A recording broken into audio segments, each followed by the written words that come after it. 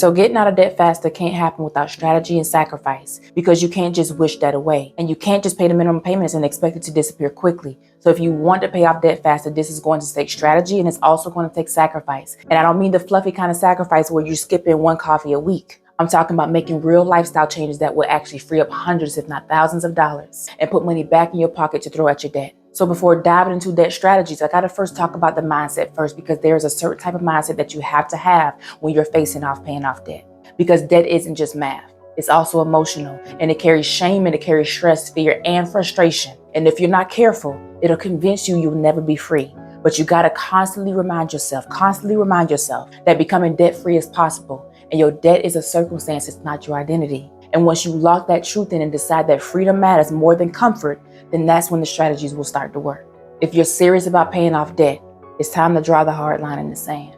No new credit cards and no new balances. I can't tell you how many times my friends or my family has come to me and say, "Here, take my card," and don't give it back to me. Because they knew if it was in their wallet out of instinct, they'll swipe it without a second thought. So they had to train themselves not to use it. And I understand that everybody has someone in their life that they can hand over their credit card to and trust that they won't use or abuse it. So if you don't have someone in your life like that, then you got to become your own accountability partner. So block the card, leave it in your nightstand, remove it from Apple Pay or Google Pay. Do whatever it takes to create the barrier between you and the temptation to swipe it or tap it. And if you've already memorized your credit card number and your expiration date and that 3-digit code on the back, because some people have, no judgment, log into your bank account app. Temporarily freeze it or block it, because you can't dig yourself out of debt if you're still adding more dirt to the pile. Because at some point, you gotta stop the cycle. Pack your lunch for work. Cut back on eating out for work or ordering food delivery to come to your job, or going out to the food truck that's outside in that parking lot. And I know convenience is tempting, but those lunches adds up quickly. And if you're spending $20 a day on lunch and you work 4 to 5 days a week, that's $80 to $100 a week being spent on lunch alone. That's over $300 a month. So start packing your lunch, cook more at home, and cut back on eating out. In fact, just only eat out maybe once or twice a month max, because it's not forever. It's just a financial reset, because right now you're focused on discipline and not convenience, so you can pay off your debt quicker. Sell the car, sell the motorcycle, sell the boat because you want it. You don't need it, because that's eating up at least $300 to $500 or more a month, especially when you consider the insurance that's associated with it. That's money that could be going straight towards paying off your debt faster. So sell it even if it stings your pride. Downsize that card to something more manageable for the season you're in until you're back stable financially. If you have valuable things sitting around that could be helping you pay off debt, like designer bags or high-end sneakers or jewelry or watches or tech gear, find a consignment shop or a resale platform and turn those items into cash, because it makes no sense to be drowning in debt and you have materialistic value that's in your closet and that can solve your problem or at least knock a dent in it. So don't hold on to things that's keeping you in debt all because of status. Because if you got $2,000 worth of stuff collecting dust, that's a whole credit card balance that could be wiped out instantly. I know you're tired, and I know you already work hard, but you gotta remember this is only temporary. So think about getting you a second part-time job for at least 12 to 18 months and throw 100% of your earnings from that at your debt as additional payment. Whether that's Uber or Instacart or freelancing work that can create an extra stream of income. Even if you make $500 a month part-time, that's $6,000 a year extra being thrown at your debt, and you're shaving years off your payoff timeline. And I just dropped recently how to earn extra income this holiday season. And most of the side hustles that I talked about weren't even seasonal. Those are income opportunities that could be year-round too. Once you free up money, you gotta apply it strategically. And this is where the snowball method or the avalanche method comes into play. The snowball method teaches listing your debts from smallest to largest, and you'll pay the minimum balance on all of your debt except the smallest one. And you'll throw your extra payments at the smallest one until it's paid off. Then you'll roll that payment into the next debt. This method gives you quick wins and momentum. The avalanche method teaches to line up your debt by interest rate, highest to lowest. Attack the one with the highest interest first, because this saves the most money long term. So while you attack the higher interest debt, you'll continue making the minimum payment on all the other debts. Then once that first high interest debt is paid off in full, you'll roll over the total amount that you were paying on that onto the next debt, and you'll continue the process until all debts are clear. Now most people ask, which one should I go with, the snowball or the avalanche? Well, if you're wanting to save the most money in the long run, you want to go with avalanche, because you're attacking the debt that carries the highest interest first. Let me show you what it looks like. Let's say you have a $15,000 credit card balance at a 25% interest rate, and you owe $5,000 on another credit card that has an 18% interest rate. And let's say you also have a car loan balance of $25,000 and it carries a 9% interest rate.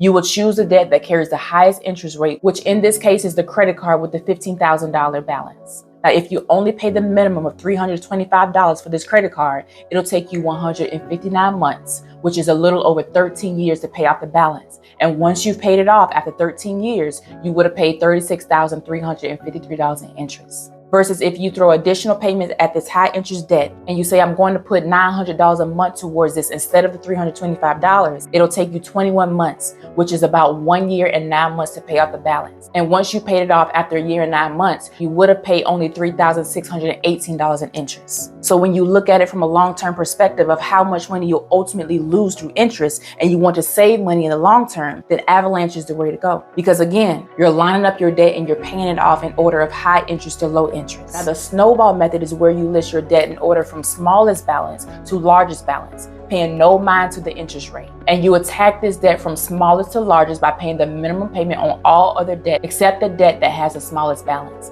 So the debt with the smallest balance is the only debt that you'll be throwing extra payments towards. And once that's paid off, you'll roll over the total amount that you was paying on that onto the next balance, and you will rinse and repeat until all debts are paid. So essentially, if you need motivation, go snowball. If you want to save more money in the long run, go Avalanche. And in order to pay towards extra debt, regardless of if you choose Avalanche or snowball, you gotta free up income to pay extra, and you gotta earn extra income to pay extra. Now, this is a tough one, because if all else fails, move back home temporarily. Now, I know it isn't for everyone, and I've done it myself, and it can work if conditions allow for it.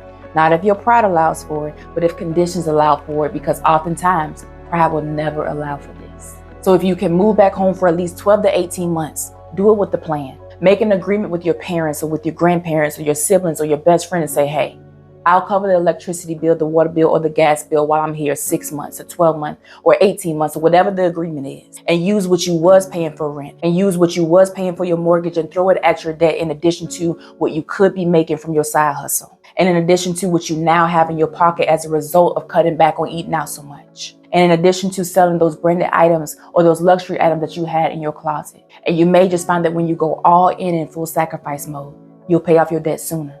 And because of the level of sacrifice that it took for you to get to where you are, you're less likely to accumulate the debt again. Because paying off debt faster is not about comfort, it's about choices and sacrifice. It's about deciding that you'd rather sacrifice now than stay stuck later. Because debt freedom requires discipline, but it also requires urgency. And the sooner you're willing to get uncomfortable, the sooner you'll experience freedom and peace that comes with being debt-free. So when we bring it all together, you'll stop digging the hole, freeze the cards, no more finances, no more swiping, because you can't climb out of what you keep adding more weight to. Make the small sacrifices, pack your lunch, cook more, skip the daily takeouts, because those small habits are where the big turnaround starts. Make the big sacrifices. That car, that boat, that motorcycle, that extra payment that's draining your account every month, just let it go. Free up that money and use it to build your freedom. Let go of the pride. Sell the name brand item that's sitting in your closet, because you can't wear debt freedom, but you can live it. Build income momentum. Pick that side hustle, grab that part-time job, and throw every dollar at your debt, because remember, this is temporary, not forever. Apply strategy. Whether you go snowball or avalanche, do it with focus, because now every dollar has an assignment that's working towards your freedom. And lastly, go all in. If you got the option to move back home for a season, just do it, because it isn't about pride, it's about purpose. And sometimes the road to freedom requires humility.